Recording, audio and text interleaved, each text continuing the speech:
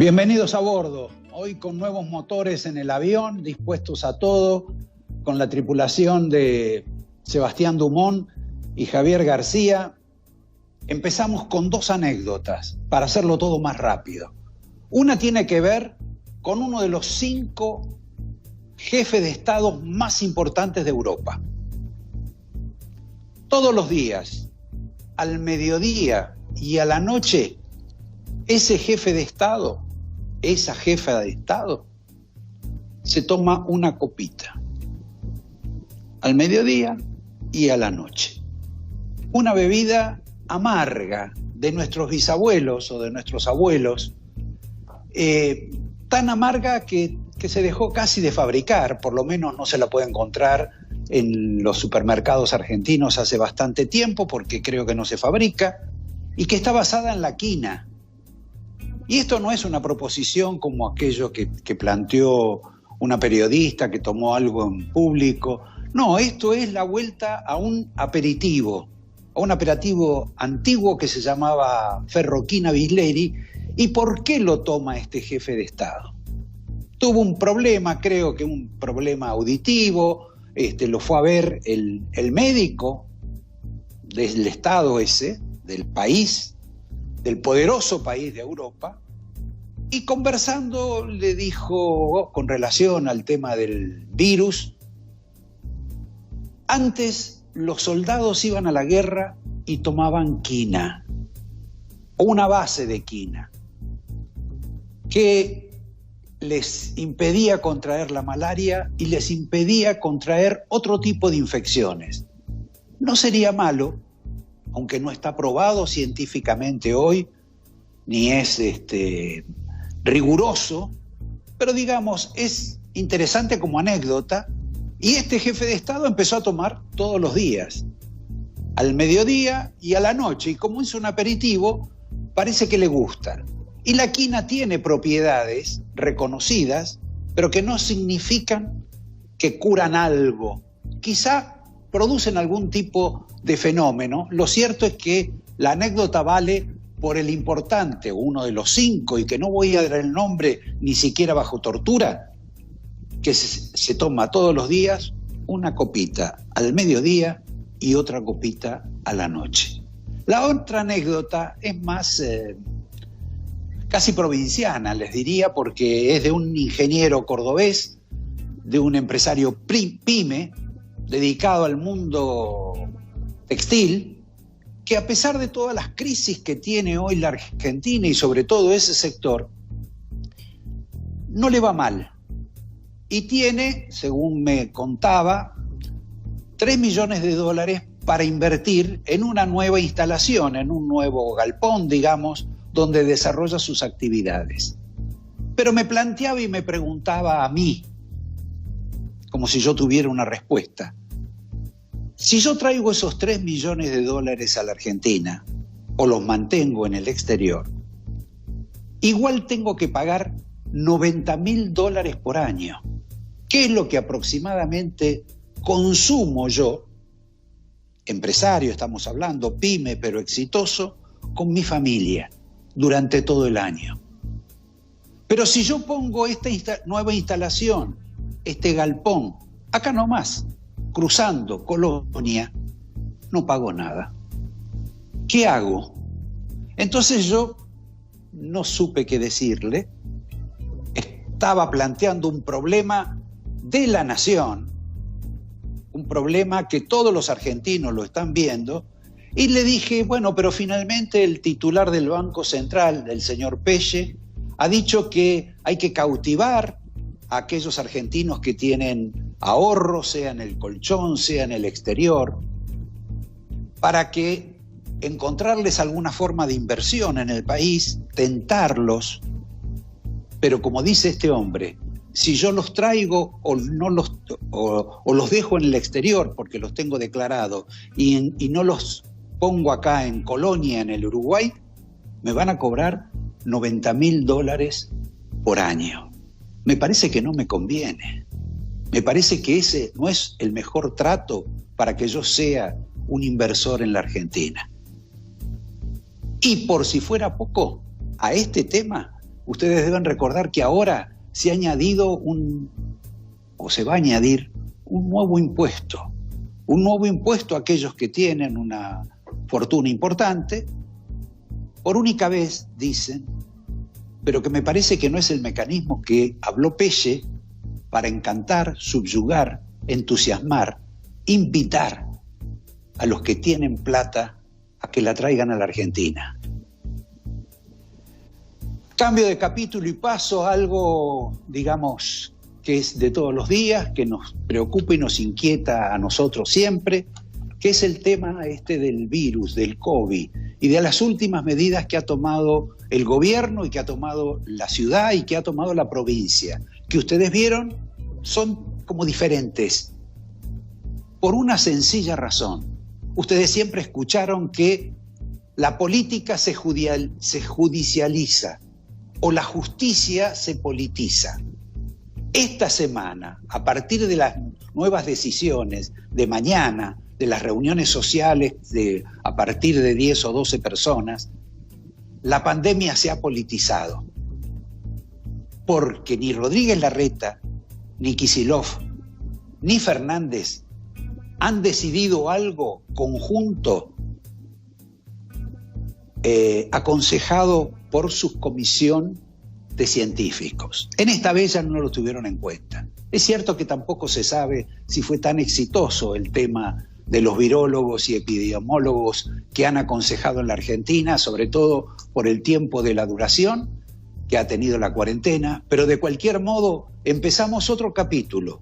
Hoy el jefe de la ciudad decide algo distinto a lo que decide el presidente y también a lo que decide el gobernador.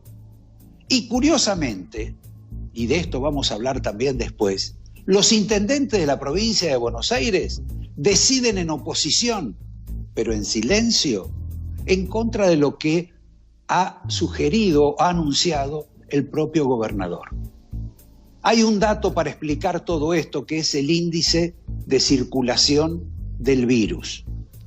En la capital, según dicen, está alrededor de 1, con lo cual el peligro casi existe, pero no demasiado. En la provincia de Buenos Aires no se sabe cuál es el índice. Hay muchos problemas de cómputos en la provincia de Buenos Aires. Este es un dato. El otro dato es que hay mucha gente que dice, especialistas, sobre todo de una convención en Washington, que la Argentina va a tener por lo menos 2 meses más de esta suerte de coeficiente de casos y de muertes antes de que empiece a bajar la curva. Me detengo acá para hablar de qué es lo que tenemos que hablar. ¿Qué es lo que nos pasa o que nos pasó en la semana? Sabemos que esta semana vamos a tener el gran acuerdo con los bonistas, sabemos que esta semana van a anunciar medidas económicas, todas en su mayoría subsidios y créditos para ver si se recupera la economía. Sabemos también que nos van a plantear un plan de seguridad, uno de los tantos nuevos planes de seguridad, mientras la Argentina cosecha todos los días, no tanto los índices de delincuencia que se hablaban antes, porque eso siempre también se corrigen, y ustedes se deben acordar, cuando Alanián decía que había bajado cada vez más el delito, y sin embargo la gente tenía una sensación de delito diferente en la provincia de Buenos Aires. Me parece que ahora está ocurriendo algo parecido. Entonces, ¿qué vamos a hablar? ¿Del conflicto de ella con él? ¿Vamos a hablar del brote psicótico de Duhalde, después de haber dicho que iba a haber un golpe de Estado, que va a haber una explosión, que no va a haber elecciones? ¿Con qué quieren empezar? Porque la realidad es que hay mucha tensión hoy política en la Argentina. Quiero recordarles que Fernández hace 48 horas en un reportaje de C5N habló sobre Cristina, habló de muchas cuestiones, algunas casi de psicología, Y de Cristina dijo, bueno, que a veces le dificultaba la gestión. Habló como un marido de esos que se quejan de la esposa, pero que no se atreven a divorciar. Ella, en cambio, como ustedes saben, nunca habla bien de él. Jamás. Pero eso es otra cuestión. Pero eso hace una diferencia importante en la cúpula del poder. Lo otro que dijo Fernández, y que creo que también es tan psicológico como lo de Duhalde, es que a él le da vergüenza, después de 60 años, vivir en la capital federal y ver que el interior es mucho más pobre. Le molesta vivir en una ciudad de la cual fue representante y que es opulenta en relación con el interior y sobre todo con la provincia de Buenos Aires. Hay algunos que, aparte de mandarlo al psicólogo, le están recomendando que haga un tour guiado por las villas miserias de la capital federal. Vamos a nuestro primer invitado, a una entrevista que yo calificaría de ardiente, porque trata de este tema, de quién manda en la Argentina, de qué pasó con Duhalde, porque de Duhalde nadie ha explicado nada, salvo la excusa esa de que tuvo el brote psicótico, que nos va a explicar también qué piensa él de la gestión de Fernández y qué piensa de la gestión de Vélez y de infinidad de situaciones particulares que hay hoy en la Argentina. Porque, como caso anecdótico también, les quiero contar que hace mucho tiempo Gustavo Vélez y el ex fiscal Lanuse andaban en yunta con algunos otros hombres de la justicia, porque querían adecentar la justicia, porque estaban escandalizados con la corrupción de la Argentina. Ellos dos.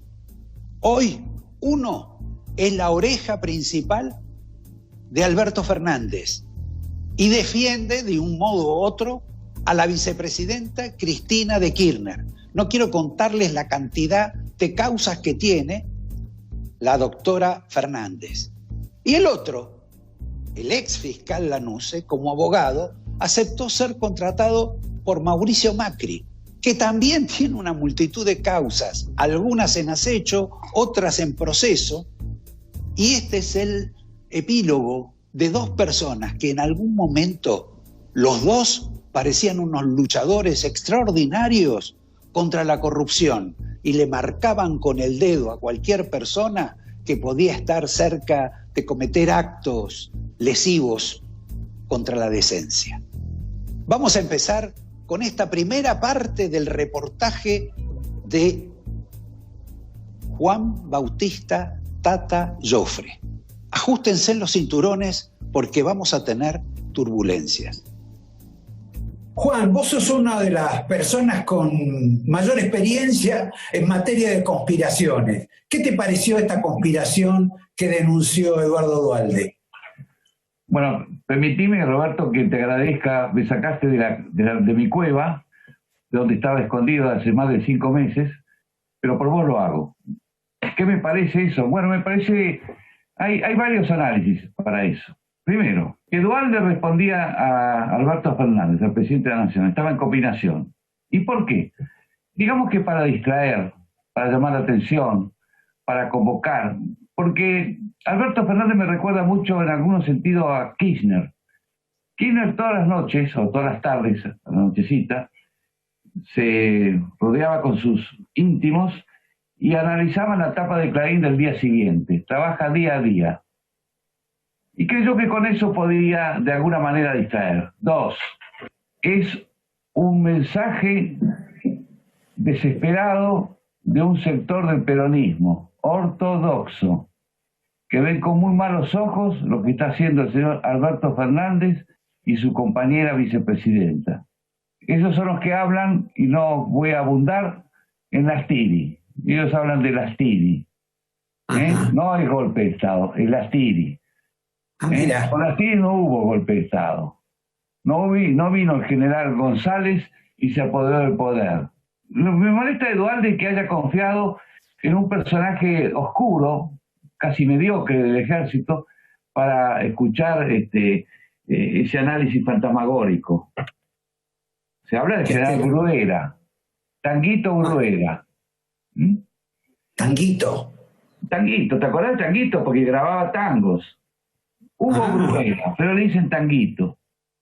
Salió en un canal de televisión en los días pasados, siendo el hombre que fue fuente de Duhalde, y Tanguito no ha dicho nada. También me hace acordar al octubre del 85, el invento de Alfonsín de un golpe de Estado, que condujo a alguna gente a la cárcel y a otros a sacarle al Estado mucho dinero por el juicio que le hicieron.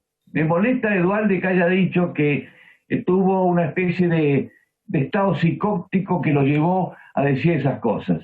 Señor. O sea que él mintió la segunda vez, cuando dijo que tuvo un rapto psicótico. Claro. Si tiene un estado psicótico, renuncie, porque usted es asesor presidencial. Y en un día puede ocurrir que en vez de tocar el botón blanco, toque el botón rojo y volemos por los aires. No hay posibilidad de tener a un asesor con estado psicótico. Y hay otro factor. Hay otro factor que te voy a introducir muy poquito en la historia, porque sé que a vos no te gusta el pasado. Vamos al 15 de noviembre del año 75. Ese día, Duhalde recibió a su amigo Rodolfo Illescas. Rodolfo Illescas era un dirigente sindical de la 62 en Loma de Zamora, quien le contó que tenía un amigo que era el Oso Renier. No, vos no sabés quién es el Oso Renier. El Oso Renier era un muchacho de FAP que se pasó a leer y que terminó en el 601, y contando que iba a haber un operativo militar en el sur del conurbano, Monte Chingolo. Y entonces Duhalde le dijo esto a el gobernador de la provincia de Buenos Aires. ¿Te acordás quién era el gobernador? El dirigente sindical. Y el dirigente sindical levantó un teléfono y habló con el ejército. Y ahí se puso en movimiento la maquinaria de represión de lo que iba a ser el ataque del ERP, un importante ataque del ERP a Monte Chingolo. Y tampoco lo pasó mal Duhalde, porque Duhalde se ocupó de decirle a Calabró: cuando informes, contar que yo también te informé. Pero todo es historia, y no sé, ya a esta altura del partido. Bueno, después de estos episodios truculentos y en alguna medida hasta farsescos, porque lo de Duhalde con el brote psicótico verdaderamente me parece un desenlace tristísimo y obviamente creo que le ha llevado a tener algún problema familiar. Bueno, él ya no está en la casa. Él es asesor presidencial, pero ella también trabaja. No, pero creo que ella renunció a la Comisión del Hambre. Él se fue de la casa, según dijo, porque la esposa fumaba mucho. Otros dicen que la esposa le dijo que se fuera porque viven en el country con una hija y los nietos, y temían que tantas salidas podían transmitirle una enfermedad. Violar la cuarentena. Por lo que sé, Duhalde estaba pidiendo algún tipo de asistencia al gobernador Kicillof para que, en fin, funcionara su movimiento productivo, que no sé dónde está ubicado, supongo que en la capital, y que funcionó durante mucho tiempo en la época de Macri por la asistencia de Macri. Creo que lo va a inaugurar próximamente. Eso que decíamos que era farsesco de lo de Duhalde, también es medio farsesco lo de Parrilli, de incluir un agregado en la reforma judicial con un presunto ataque al periodismo que no tiene ni pies ni cabeza, y después decirle a la gente que bueno, que se dio cuenta que estaba equivocado, cuando nadie le imagina a Parrilli haciendo ese tipo de acciones por su propia cuenta. Por algo Roberto a Parrilli le dicen el mucamo. Eso Parrilli lo pone por algún tipo de indicación de Cristina Fernández. Pero Cristina Fernández está midiendo, sabe hasta dónde intentar llegar, pero no sabe si puede llegar. Por eso sale en las últimas horas a decir que esta no es la reforma judicial que ella esperaba. Todos dicen lo mismo. Roberto, estamos viviendo un país donde los políticos son adversarios, pero en la intimidad son socios comerciales. Todos. Muchos son adversarios. ¿Cómo? Vos lo decís por lo que se van a repartir con la reforma judicial, si algún día sale. Por la reforma comercial, porque en estas horas vos habrás visto que el presidente está anunciando la hidrovía, son muchas cosas, Roberto, muchas cosas. Y los únicos que estamos adentro encerrados somos nosotros. Por eso, cuando se empezó toda esta discusión, recordé las sabias palabras de un dirigente político, de Bedia. ¿Te acordás de Enrique de Bedia? Sí. Enrique de Bedia era un dirigente demócrata cristiano. Sí, social. De la provincia de Buenos Aires. Que ante la posibilidad de un golpe contra ella dijo: el gobierno se merece un golpe, el país no. Bien, quiero hacer una pequeña rectificación o agregado con esta entrevista de Jofre para decirles que Duhalde ya no vive en un departamento porteño, sino que la esposa lo recibió de vuelta en la casa que tienen en el country. La segunda noticia es que el miércoles próximo regresa a la Argentina Mauricio Macri. Flor de lío vamos a tener entre Fernández y Macri, entre Cristina y Macri con su propia gente, con Rodríguez Larreta, con María Eugenia Vidal, el PRO y la misma señora Carrió. Quiero señalar, antes de pasar a lo de Jofre, de otra curiosidad del reportaje de Alberto Fernández, el último, el del sábado, donde habló de que se había hecho hacer una carta astral dirigida por su asesora y colaboradora más cercana, la señora Vilma Ibarra, que le había dicho, que había previsto que él va a ser el reconstructor de un país desde las cenizas. Yo creo que verdaderamente Alberto Fernández también tiene que mirarse en el espejo y ver que algunas de sus manifestaciones son particularmente complicadas, complejas. Veamos lo que dice Juan Bautista Jofre sobre Alberto Fernández y también si otro tipo de instancias de la Argentina que van a ser todavía mucho más graves como declaración de la que hemos escuchado hasta ahora. ¿Quién manda en la Argentina? ¿Cómo es ese equilibrio tan conveniente, tan negociado entre Cristina y Alberto? ¿Cómo es ese funcionamiento? Hasta ahora se ha demostrado que el que manda acá, la que manda es ella. Cada día más. Y eso se ve en decisiones que toma Fernández y que a poco tiempo después tiene que volver atrás porque Cristina está en contra de esa alternativa. Es una suerte de Miguel Ángel Juárez Herman, Roberto. Me vuelvo a la historia. Sí, el gran Argentino Roca puso a su concuñado, casado con una funa igual que él, y a los 2 años a otra cosa. Bastini. Pero todo el mundo sabe que el que manda ahora es Cristina, no es Alberto. Ahora, cuando Alberto... Es una profunda decepción, Roberto. Porque lo he visto, he tenido algo que ver en él hace muchos años. E imaginaba mucho más de él. Con solamente hablar, exponer, había una diferencia con lo anterior. Pero resulta que ni siquiera es profesor titular. Sí, sí. Todo mentira. No es profesor. No es profesor. Cuando, por ejemplo, van el fin de semana tu ex amigo o amigo todavía, o conocido como Coti Nosiglia y Martín Lustó a verlo a Alberto, que van, supongo, como enviados del radicalismo. ¿Cuál es la razón por la cual algunos radicales se acercan al gobierno? ¿Es porque están haciendo algún tipo de negocio o porque apoyan, digamos, tratan de darle refuerzo al débil Alberto Fernández? Nadie rechaza un café en Olivos, Roberto.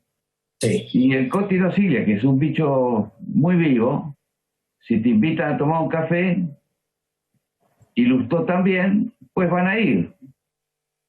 No creo que haya ido al radicalismo. No está Cornejo, no está Mestre. No. Es Coti, un tipo que está siempre detrás de los cortinados. Por eso te dije, son adversarios políticos, pero son socios en los negocios. Hay algún tipo de negocio que hacer. Y Coti se vale de eso. Coti, ¿sabés cómo quién es? Coti sí. Es como Gustavo Vélez, detrás de los cortinados. No hablan, no ponen la cara. Quiere ser presidente del Banco Interamericano de Desarrollo, no conocemos su pensamiento, ni tiene envergadura para hablar de eso. Está como el rey de la lucha contra la corrupción y nunca luchó contra la corrupción. Pero para un tipo como yo, que tuve la suerte de tenerlo como socio, digamos, editorial, en una editorial, a Felipe Herrera, el fundador y el primer presidente del Banco Interamericano de Desarrollo, y trabajar para Ortiz Mena, es tan poco, Vélez, es tan poco, no tiene envergadura. Vélez tomó ese cargo, que era mucho más importante del que yo tenía, en el Banco Interamericano de Desarrollo, y yo sé cómo vivió. Vivió como los burócratas, esperando que a las 5 de la tarde salieran, y a ver quién se iba a encargar del pool para llevarlo a su casa, y ver y termina viendo qué jubilación tiene. No aparece, no tiene nada que decir. Entonces te pones a pensar que a la Argentina, como decía Oscar Camillón, nuevamente le picó el virus de la mosca. ¿Qué es el virus de la mosca?, le preguntó un día Frigerio. Muy bien, es el virus que nos pega de vez en cuando en creernos que somos más importantes de lo que realmente somos. Entonces vos tenés a Vélez, que quiere ser presidente del Banco de Intercambio, del Banco Interamericano de Desarrollo, de un país fundido, que representa un país fundido, que está en contra de Estados Unidos, que está a favor de Maduro, pero que representa en el banco a Venezuela es el gobierno de Guaidó, está en contra, tiene en contra a su candidatura a Brasil, a Uruguay, a Paraguay, a Bolivia. Entonces termina, ¿vas a ver cómo termina? Como la gorda Susana Malcorra, que tenía un cargo burocrático en Naciones Unidas y lo convenció a Macri de que podía ser secretaria general de las Naciones Unidas. Y terminó en un fiasco que vamos a pagar todos, porque esas campañas valen mucha plata. Y si no, recordate cuando, Roberto, trabajábamos en ámbito financiero, y al señor Dante Mario Caputo se le ocurrió ser presidente de la Asamblea de Naciones Unidas para ver si con eso levantaba su perfil y le ganaba en la interna radical al Pocho Angelós, ¿entendés? En la interna del 88. Y vos pusiste un recuadrito que era así, nonato. Entonces estamos... Escúchame, Juan, vos recién citaste a Macri y venías hablando de Vélez. Lanusse, el que es ahora abogado de Macri, ¿no andaba emparentado con Vélez en otra época cuando había empezado a desentar la justicia argentina? Lanusse fue el delegado, voy a mirar a la cámara para que sepan que miro los ojos. Lanusse fue el delegado de Vélez y de Kirchner en la intervención en Santiago del Estero, cuyo objetivo final, con la aquiescencia de Eduardo Luis Duhalde, Derechos Humanos, la izquierda terrorista, iban a robarle todo a la familia Ick, un empresario muy importante en Santiago del Estero. Iban a robarle todo y no pudieron. Lanusse, que hoy es un demócrata, quiso cambiar la constitución de Santiago del Estero para ver si el interventor era candidato y gobernador. Contó para eso con un famoso constitucionalista que sale permanentemente por televisión, recordando a los argentinos que hay que cumplir la Constitución, que no se puede modificar, sino Sapsay. Lo que pasó es que Saab se va a perder en la Corte Suprema de Justicia con un gran jurisconsulto que perteneció a la Cámara Argentina, a la Cámara Federal Penal de la Nación hasta 1973. Ya está. Eso era la NUCE. Después, con el cambio de humores y de tiempos, la NUCE y IC se dieron la mano, pero ya pasó mucho tiempo. Pero iban a robarle todo. Y lo que más le importaba era la guita que había en el Banco de Santiago del Estero, el casino, los hoteles, el cementerio, la radio, la televisión. Le iban a robar todo. Conozco bien ese caso. Pero no, bueno, Juan, te estoy llevando unos años para atrás. Te agradezco, veo que tenés los bolsillos llenos de piedras. Me reservo para otra oportunidad porque siempre acumulás piedritas y piedrazos en los bolsillos. La verdad lo que pasa es que si vos me preguntás, yo tengo que contestar. Bueno, reservamos para lo último el libro que estás escribiendo. ¿De qué escribís? De un gran teniente general, el último caudillo militar del siglo XX. No es balsa, ¿eh? Está Roberto. Que no es balsa, no es balsa. Chau, Juan, me imagino.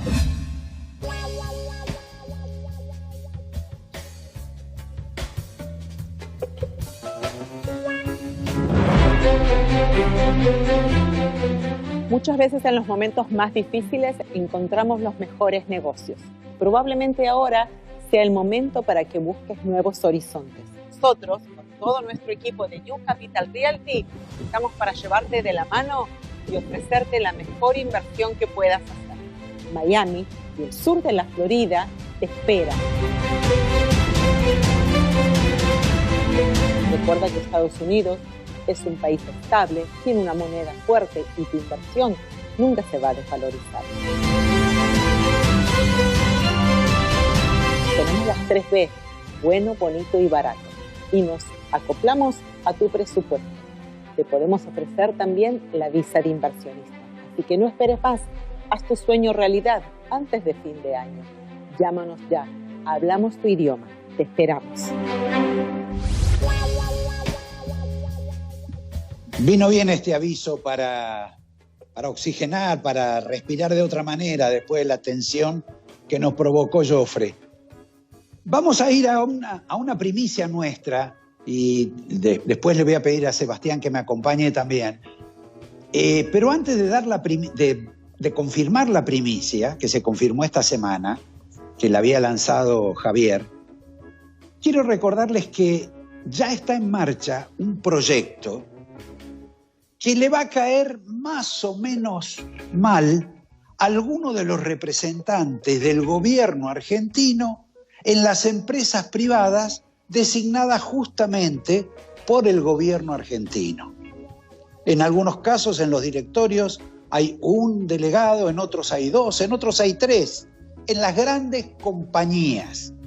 Hasta ahora era como una especie de sinecura, donde esas personas cobraban un sueldo, dependía la empresa, honorarios, etc. Bueno, acá está en marcha un proyecto para que lo que cobran deban obligatoriamente donarlo, porque en la mayor parte de los casos son mismos funcionarios que cobraban doble. Ahora el gobierno está por quitarles esa, digamos, ventaja, aunque conservarán honorarios y algunos otros servicios o alguna contribución que quizá les aporte la propia empresa privada que ellos van a curiosear o mirar. Vamos ahora a lo que pasó con una primicia que lanzó Javier, iniciada con este video de Alberto Fernández y el comentario de Javier. Quizás no lo recuerdes, pero junto a Néstor Kirchner ayudé a sacar al país de la crisis. Soy profesor de la UBA, fana del bicho, y me gusta pasear adelante. Hay mucha molestia en la UBA por esta cuestión de que Alberto Fernández no solo utilizó la figura de que era profesor de la UBA en campaña, sino que todos esos cargos jerárquicos dentro de la estructura de claustro de profesores se concursan. Alberto Fernández no se presentó a ningún concurso. Alberto Fernández tiene la figura de docente interino en comisión. Bueno, Javier, se confirmó lo que vos dijiste. Alberto Fernández no es profesor y lo confirmó un organismo del Estado, la Oficina Anticorrupción. ¿Es así? El propio Alberto Fernández reconoció que es docente interino, que lo hace de manera esporádica, reconociendo que no es profesor, algo que él viene declarando muy seguido y utilizando y usufructuando cotidianamente casi. Bueno, ¿usufructuando para qué? No entiendo. ¿Para qué le da más prestigio eso? Y no es lo mismo cuando uno tiene una discusión, sobre todo en discusiones legales, como fue el caso de Vicentino, como fue el caso de la reforma de la justicia. Él siempre argumentó desde el lugar de profesor de la UBA, lo cual por supuesto es un argumento de autoridad de que uno que por lo menos sabe muchísimo de derecho, y en realidad no es profesor de la UBA, es docente, designado a dedo, como puede ser cualquier abogado de la República Argentina, que un titular de cátedra lo señala y lo pone en ese lugar sin tener que dar ningún tipo de concurso ni nada.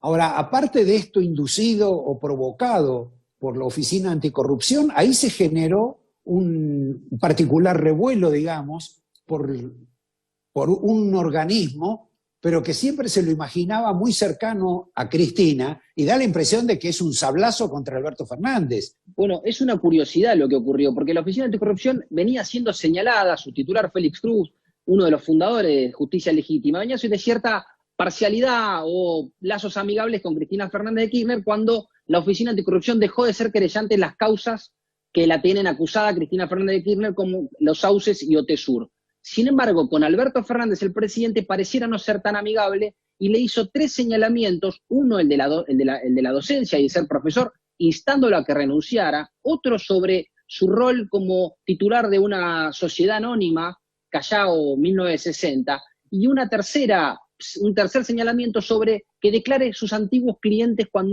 antes de ser presidente de la Nación. ¿La sociedad qué importancia tiene? La sociedad tiene importancia porque hay un artículo de la Constitución Nacional que establece que el presidente es full time, con lo cual no podría dedicarse a otra actividad que no sea más que la de ser presidente, con lo cual la Oficina Anticorrupción le pide que renuncie a esa titularidad, y Alberto Fernández responde diciendo que no tiene actividad comercial la sociedad anónima de la cual es titular. Casi un contrasentido, porque ¿por qué creó una sociedad anónima que no tiene actividad comercial cuando el 100% de las sociedades anónimas son evidentemente comerciales? La otra parte es muy sensible, porque Alberto Fernández se negó a declarar los clientes que tuvo y se filtró o se supo que Alberto Fernández hay una factura a Oil Combustibles en 2017, como si fuese que Oil Combustibles fue cliente de Alberto Fernández. Oil Combustibles, recordemos, la empresa de Cristóbal López y Fabián de Sousa, que fue beneficiada, o fue una de las empresas beneficiadas con esta moratoria ventajosa que sacó el gobierno de Alberto Fernández. Quizá tenga una falla ética, pero ¿es mucha plata? Eran 470.000 pesos, alrededor de esa cifra, que se reconoció que no se cobraron. Esa factura supuestamente se anuló, pero lo que pide la Oficina Anticorrupción, que Alberto Fernández niega, es que declare quiénes fueron sus clientes para establecer posibles conflictos de intereses que pueda tener la figura del presidente. No se entiende por qué el presidente se niega a decir, amparándose en el secreto profesional, quiénes fueron sus clientes y si tiene algún tipo de conflicto profesional o ético que pudiera tener como presidente, ¿no?, en esta situación. Que se llama capitalismo de amigos, que tanto se le reprochó a Macri.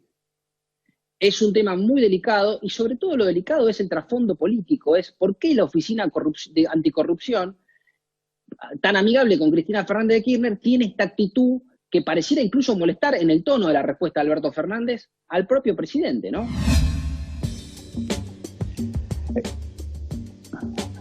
Bien, Sebastián, vemos dos cuestiones. Sí. Una, que esto de Alberto Fernández es muy parecido a lo que el kirchnerismo, Cristina y todo, y hasta sospecho que el propio Fernández, le reprocharon al titular de la Corte Suprema de la Argentina, el doctor Rosenkrantz, que no había dado la lista completa de sus clientes antes de ser ministro de la Corte, o que habían volado de su archivo.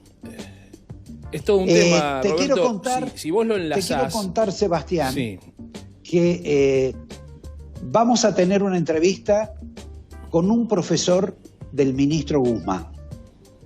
Pero me parece que el ministro Guzmán, no sé si siguió las instrucciones de su profesor. Antes, sin embargo, quiero que vos me des me alumbre, me ilumines un poco sobre este tema de las tomas de tierras en la provincia de Buenos Aires, ahora mucho más desarrolladas en el sur, y con la posibilidad de que si alguien se molesta porque toman tierras los ocupas, la ministra del área, la doctora o señora Frederick, socióloga, dice que hace acciones penales contra los que protestan, no contra los que toman tierras. Sí, sin duda, Roberto. ¿Qué me decís? Hay una Argentina que en muchos aspectos está claramente dada vuelta, ¿no? Ese sentido, si uno enlaza lo que decía Juan Bautista Joffre, lo que decía recién Javier, estamos también transitando, y no es sorpresa para nadie, en una Argentina donde quien conduce la política claramente es la vicepresidenta, y esto lo sabemos todos, y no tanto el presidente de la República. En este contexto, si vos querés, se puede enlazar también con lo que está pasando en los territorios, porque la toma de tierras, de las cuales hay por lo menos entre 2 y 3 intentos diarios, al menos en el Gran Buenos Aires, de tomar tierras, está generando una preocupación de tal magnitud, donde los intendentes están ya en una confrontación abierta, Roberto, con los movimientos sociales.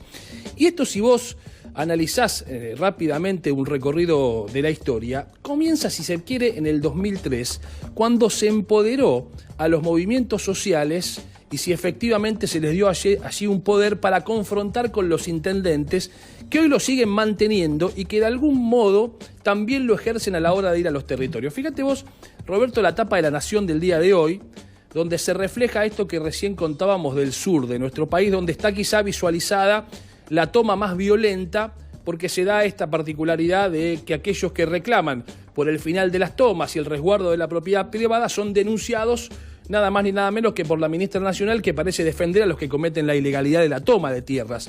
Y fíjate, Roberto, un detalle muy interesante con respecto a lo que pasa en el sur y lo que está pasando, que la verdad muestra una Argentina patas para arriba, es lo que también denunció el intendente del Bolsón días atrás, cuando le pedía desesperadamente a la justicia federal que actuara para sacar a quienes habían tomado parte de las tierras del INTA.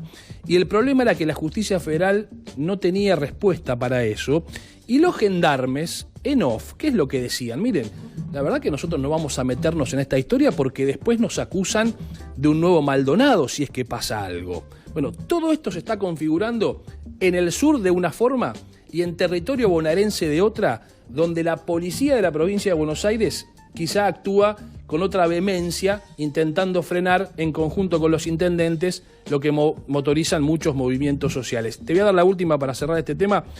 Hay una idea hoy ya del presidente de la Cámara de Diputados, Massa, para sacarle las asignaciones sociales, la UH o algún tipo de beneficio social, a aquellos que se detecten como parte de un movimiento social y estén tomando una tierra. Lo cual configura, me parece, también una discusión muy fuerte dentro de la propia alianza gobernante. Sí, claro. Quiero decirte, me parece, que este tipo de situaciones no contribuye a lo que el gobierno dice externamente, de que quiere convocar capitales, de que quiere convocar a la paz, no a gente que en alguna medida invade tierras, ocupa propiedades de otro, propiedades del Estado, sin ningún tipo, digamos, de derecho, más allá del derecho de estar medianamente protegido por el Estado. Pero bueno, esto va a ser una gran discusión y te propongo que veamos juntos este reportaje a un profesor de Martín Guzmán, el hombre que va a ser la figura de la semana porque consiguió el acuerdo con los bonistas extranjeros, posiblemente mañana. Pero veamos lo que él dice, porque él, a partir de esta nota, me parece que está renunciando o molesto con quien, este que sí es profesor, este es profesor de verdad y en verdad también era amigo de su alumno. Pero veamos, porque esto tiene muchos matices y nos indica también que el drama de la Argentina supera hasta las rivalidades. Luis, escuchaba el otro día al radical Ernesto Sanz y dice: se va a pudrir todo. Roberto, pará, ya se pudrió todo, digamos, en Argentina. ¿Cómo ya se pudrió? Bueno, siempre los radicales vienen con atraso, pero ¿cómo es esto? Digamos, siempre está esta idea de decir, bueno, cuando venga la crisis, cuando nos pongamos la piña y demás, y yo la verdad que creo, vos mirás cualquier indicador de la Argentina y está claro que ya estamos en una situación de crisis extrema, no te digo terminal porque no tiene el condimento usual que es la corrida de depósitos, ¿no? Ahora, vos decís eso, y yo lo escucho al jefe de gabinete, a Cafiero, y me dice que estamos creciendo en una forma inusitada, vertiginosa. ¿Cómo es esto? ¿O vos estás como Duhalde o él está como Duhalde? No, yo no estoy con ningún brote psicótico hoy, ni nada por el estilo. Bien. Pero te digo, mirá, no hay ningún indicador, ni siquiera de los oficiales, que avalen lo que dice el presidente o el jefe de gabinete de que la economía haya rebotado por completo. La Argentina, sin embargo, empieza a repuntar en tiempo récord, en tiempo acelerado. Créannos. No es verdad, no estamos con un nivel de actividad mayor que el que había antes, no lo tenemos. Lo que sí rebotó porque tenés sectores que estaban en cero actividad en abril y mayo y ahora obviamente te marcan un aumento, pero no volvimos a los niveles anteriores y mirás capacidad instalada, por ejemplo, y estamos todavía lejos. Básicamente te falta recorrer la mitad de la caída, o sea, es como que recorriste la mitad para el rebote y te falta otra mitad para alcanzar el nivel previo y no está nada dicho que eso suceda, ¿no? Ahora, salieron a hablar gente que no hablaba nunca. Todavía no habló Guzmán, pero creo que va a hablar ahora cuando se defina esto de los bonistas. ¿Qué les agarró para hablar rápidamente, para decir que todo de un modo u otro lo están acomodando igual que Pelle?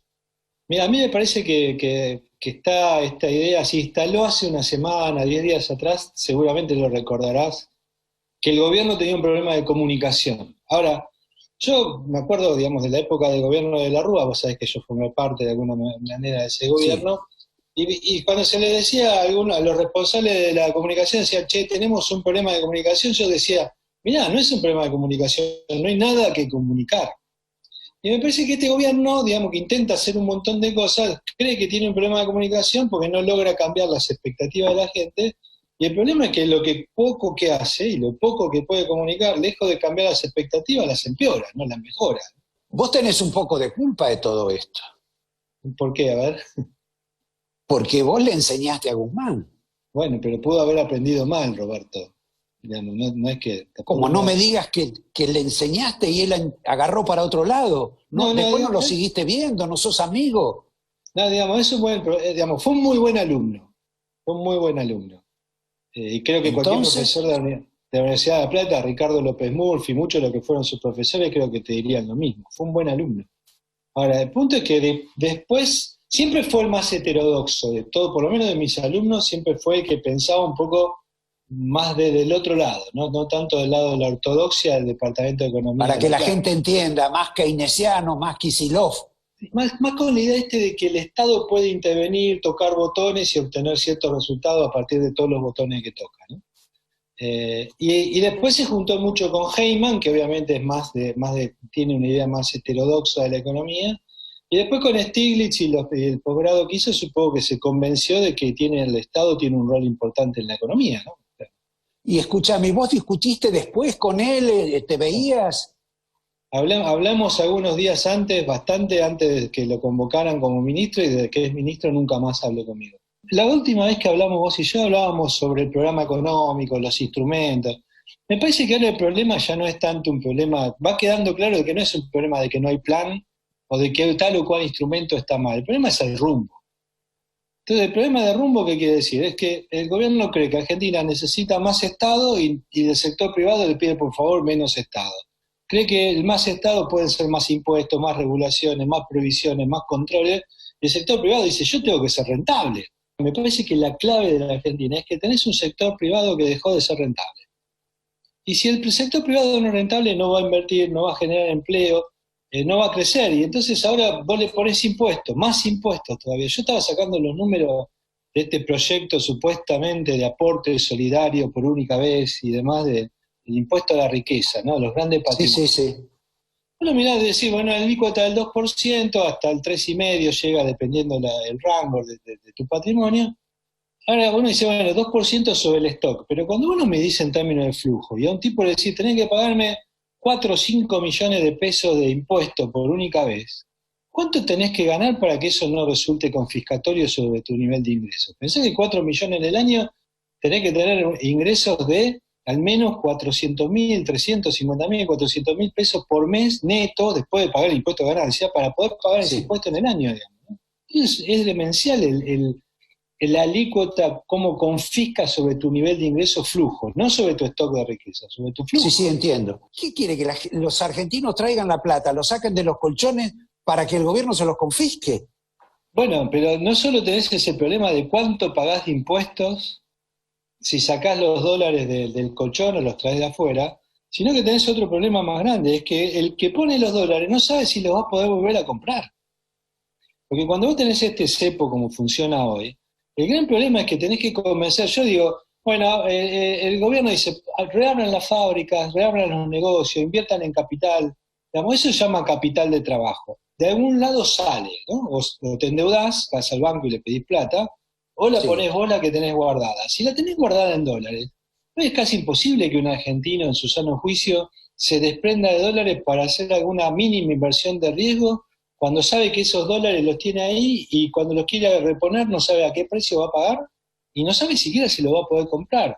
Y si hablas con tu contador, hablas con el contador y decís, che, que estos dólares, no, ni se te ocurra porque esos dólares ya están separados, están blancos, están ahí, cuidalo porque es lo único que tenés para el futuro. Y entonces es muy difícil. Entonces lo que apela a Pelle es lo mismo que apela al gobierno, que decir a la solidaridad, a poner la garra. ¿Y el Estado qué pone? Tu alumno Guzmán está gastando menos ahora. ¿Cómo? Está prometiendo un déficit del 4% en el próximo presupuesto. Bueno, también lo tiene que decirnos cómo lo va a lograr. Este año va a tener 10 puntos de déficit. ¿Vos crees que Argentina va a reducir de un Yo estoy hablando del presupuesto. Bueno, por eso te preguntaba. Bueno, pero ahí sí podemos empezar a discutir después sobre los instrumentos. Le voy a decir, lo voy a lograr de esta manera. Ahora, reducir de un plumazo 6 puntos de déficit en un ejercicio fiscal no lo vimos nunca en la historia, salvo una cosa, salvo que licues. ¿No? O sea, decir, bueno, agarro, inflo un poquito más, que esa es la tentación, ¿no? La tentación, claro. Inflo un poco más, congelo algún que otro gasto, el jubilatorio, por ejemplo, y con eso consigo, de alguna manera, reducir el déficit fiscal, que fue lo que hizo, de alguna manera, el macrismo antes de... Exacto. A ver, el problema es de confianza y credibilidad. Este gobierno está ya medio débil en términos de credibilidad. Tiene que hacer alguna cosa muy, muy distinta para que el mercado le crea que va a cumplir un programa con el fondo, ¿no? Yo la verdad Los empresarios no creen en Fernández. No, ya no. Y tiene esta duda sistemática de quién gobierna. Digo, es muy complejo un país en ese sentido, más allá de la credibilidad que pueda tener la clase empresaria sobre una medida o un programa. Aquí estamos de vuelta, y estamos de vuelta para presentar algo que ya es habitual en este programa, que es la frase de la semana. Y se la dijimos otra vez al compañero Javier que la presenta. ¿Cuál es la frase de la semana que elegiste, Javier? La frase de la semana es una frase de Marcelo Longobardi, que dijo: Cristina maneja el Senado como si fuese un jardín de infantes. Y me llamó la atención, y con el productor nos pusimos a buscar imágenes de cómo es esto, del manejo de Cristina del Senado. Y si querés, te invito a que lo veas. Perdón. No, espere, cortarle la palabra. Perdón, senador, ¿está leyendo usted? Porque me parece que... Señora. ¿No está leyendo? No, absolutamente. Debe ser una mala impresión mía, entonces. Discúlpeme. Seguramente, señora presidenta. Sí. Seguramente. Le recuerdo al señor senador Lustó que no puede dirigirse... No, pare, senador Mayán, un minuto. No, corten el uso de la palabra también a Mayán. Presidenta. No tiene sexo la palabra presidente. No, eso lo dicen los machistas. ¿Dónde está Bullrich? A ver, que no lo vi la última vez. A ver. Bullrich. Ah, ya lo vi. ¿Qué tal, senador Bullrich? ¿Cómo le va? Bien. Bien, presidenta. Buen día. ¿Cómo está? Muy bien. Mejor que nunca, le diría. Por favor, parecemos un gallinero. Más que maestra de jardín de infantes, parece directora de un colegio secundario. Y es muy gracioso lo que mostrás de Schiavone. Muy gracioso, y habrá visto que es muy estricta. Imagínate, esto es ante las cámaras. Imagínate cuando las cámaras se apagan, ¿no? ¿Cómo será?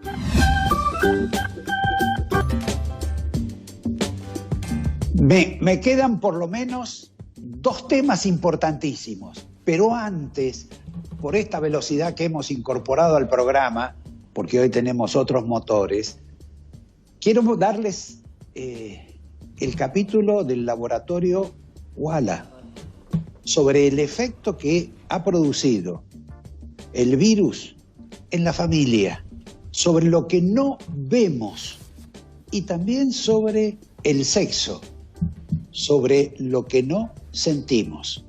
Por favor, director. Quiero que nos detalle algo sobre el tema del sexo, la pérdida del sexo, y esto que si durara mucho más de una cuarentena es como que va a extinguirse la voluntad de cópula en la ciudadanía. Bueno, con el sexo, ahora les cuento, no va tan bien. La sociedad está basada en 4 pilares, ¿no? La salud mental, la familia, la educación y la economía. Y esos 4 factores están sumamente asociados. Imagínense que hay 830.000 puestos de trabajo que se van a perder, 120.000 comercios se van a perder, y efectivamente en este ambiente hay un fenómeno que genera mucho distrés. Y está cambiando la forma en que la familia está resolviendo las cosas. Hoy por hoy tenemos una familia que funciona de forma nuclear. Vale decir, somos un grupo operativo que está al servicio de adaptarnos a 120 días de estrés, 150 días de cuarentena y a mucho estrés. ¿Y esto a qué ha llevado? 40% de los matrimonios están manifestando necesitar alguna ayuda porque efectivamente no se sienten bien. 37% de aumento en las demandas de divorcio. Entre 35 y 40% disminución del deseo sexual. ¿El tema del divorcio con la pérdida del apetito sexual tiene algún tipo de relación? Y seguramente, fíjese que 85% de los padres detectan a ver que los chicos tienen algún problema. 85% de los padres dicen que tienen algún problema emocional. Y 42% de esas consultas demuestran que los chicos están apáticos, con falta de conexión, con una forma de desobediencia que es oposicionismo desafiante. Los chicos dicen, no quiero estudiar, no quiero salir del cuarto, no quiero ir a comer o voy a comer con el teléfono. Vale decir, hay una suerte como de desafío. Y por otro lado, la educación también es una divisoria de aguas. Fíjese qué pasa en la educación. La clase acomodada y la clase media estresada porque el papá y la mamá tienen que ayudar en temas como la educación online. Los chicos no se adaptan y los adultos tampoco. Pero ¿qué pasa en las clases medias? En la clase baja. El 26% no tiene internet en la casa. El 30% no tiene una computadora en la casa. Y el 25% ha perdido la conexión con un docente. Entonces, es interesante porque sistémicamente una sociedad no es otra cosa que su salud mental, su familia, la educación y la economía. Digamos, cuando venga el momento post-pandemia y digamos, bueno, salgamos, si no sale la clase media en condiciones más o menos óptimas, imagínense la capacidad productiva que va a haber. Hoy por hoy los chicos tienen falta de respeto a los padres porque los padres son sobrevivientes que dicen, no me molestes porque estoy trabajando. Y la madre lo mismo, ¿no? Estamos todos sobreviviendo. Y esto atraviesa a lo ancho y a lo largo en algún factor a todos. Todos estamos o con más insomnio o más irritables. Se cambió el modelo de trabajo operativo. Hoy por hoy estamos con más ansiedad y con mucha intolerancia.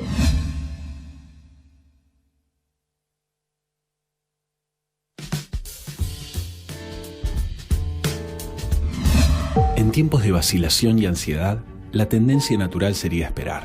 A medida que el contexto evoluciona, surgen nuevos desafíos y oportunidades. Por eso, renová y comprá activos con el especialista.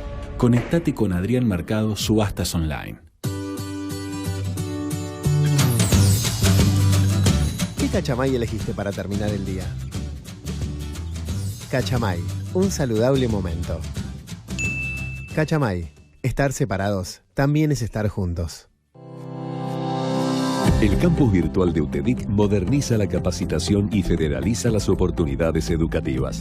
Esta plataforma virtual dedicada a la formación solo requiere que el o la afiliada cuenten con un dispositivo con internet y ganas de adquirir nuevas herramientas para enfrentar un mercado laboral cada día más exigente. No importa dónde te encuentres, importa a dónde querés llegar. UTEDIC, compromiso con los trabajadores. En Banco Macro te damos más opciones. Si necesitas un préstamo o un adelanto de sueldo o haberes, pedilo desde la app Macro o banca internet. Conoce más en macro.com.ar/préstamos. Vos elegís, nosotros estamos cerca. Macro, cerca siempre. El campus, donde conectás lo académico con lo profesional, donde aprendés haciendo, donde creás tu red de contactos, donde lográs tus aspiraciones profesionales. No importa dónde estés, el campus, presencial o virtual, es tu lugar y está a tu alcance. El campus es WAD. Descubrilo y convertite en lo que querés ser.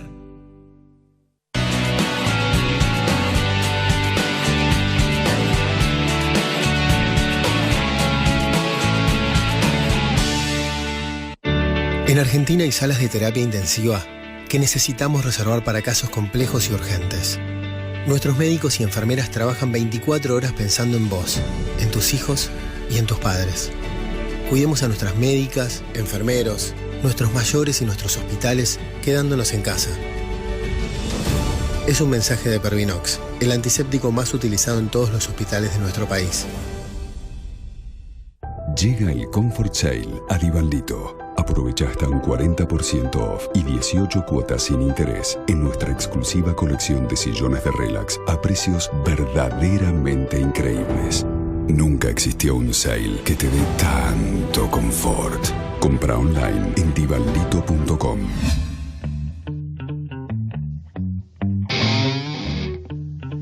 Sebastián, nos estamos despidiendo, sí, pero les debo una información y un video de despedida. Sí, la información es que sale un libro sobre Néstor Kirchner, por supuesto a favor de la avenida Kirchner, de la calle Kirchner, del monumento Kirchner, etcétera. Creo que saldrá en marzo.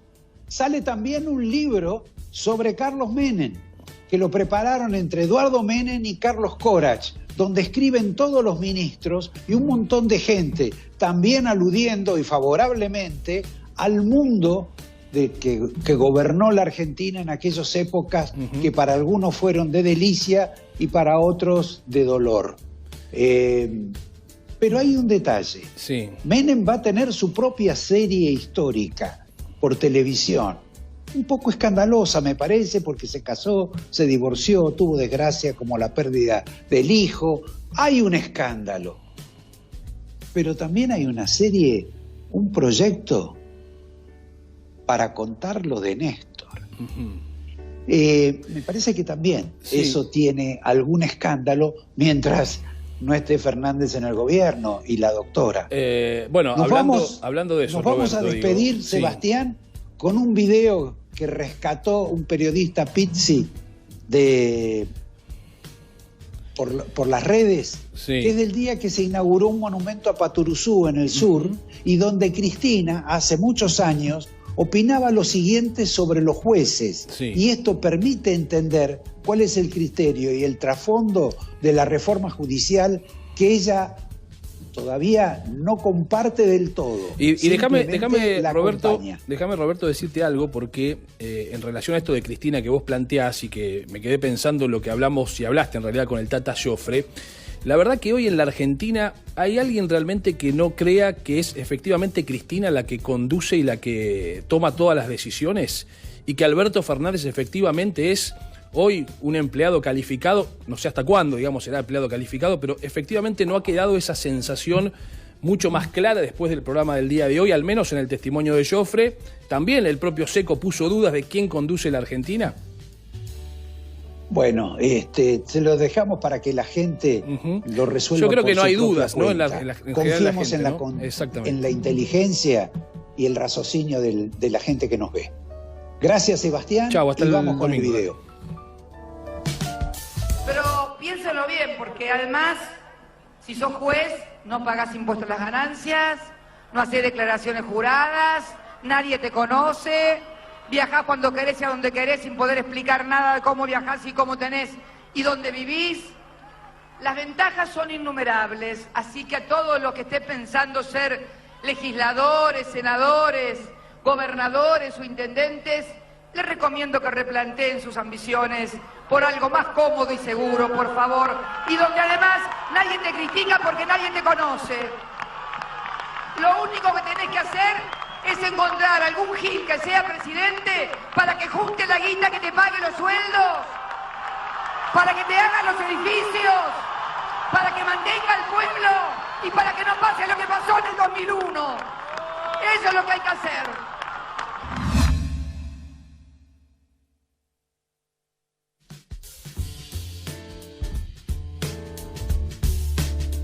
El petróleo está presente en nuestro entorno diario, no solo en los combustibles y el asfalto, también en plásticos, solventes, pinturas y hasta en ciertos cosméticos. Adrián Mercado te invita a Expo Capipe Virtual 2020 para conocer más sobre energía, gas y petróleo. Del 10 al 20 de septiembre, la primera exposición 3D del sector petroenergético. Auspicia Adrián Mercado. En Divanlito tenemos los sofás convertibles perfectos para disfrutar al máximo el placer de estar en casa. Aprovecha nuestro aniversario y obtené hasta un 40% off y 18 cuotas sin interés. Comprá online en divanlito.com. Descarga la aplicación Cuenta DNI de Banco Provincia en tu celular. Banco Provincia. El Plan Detectar está llegando a cada barrio de la ciudad. Estamos haciendo una búsqueda activa de nuevos casos para identificarlos y resguardarlos. Así, estamos anticipándonos y cortando la cadena de contagio. Cuidarte es cuidarnos. Buenos Aires Ciudad. Creamos un centro de aislamiento para recibir 500 pacientes con patologías leves o asintomáticos. Implementamos un nuevo servicio de telemedicina para brindar asistencia médica virtual a casos sospechosos de COVID-19 y a pacientes con enfermedades crónicas, adicciones y salud mental. Cada uno desde su lugar, con el corazón puesto en Tigre. El futuro está en todos. Tigre, municipio. Banco Ciudad te quiere ver crecer. OSPE, Obra Social de Petroleros. Conoce todos los beneficios que tenemos para vos en ospesalud.com.ar.